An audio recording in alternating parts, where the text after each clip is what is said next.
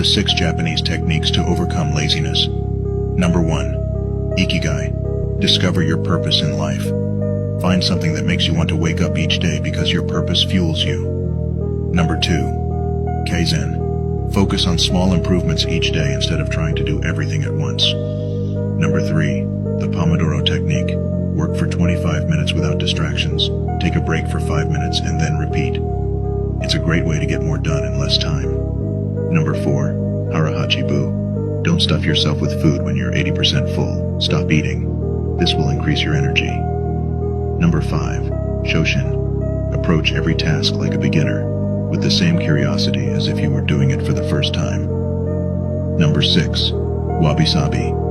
Embrace imperfection instead of stressing over every little detail. Taking action is better than waiting for perfection, because it is often unattainable.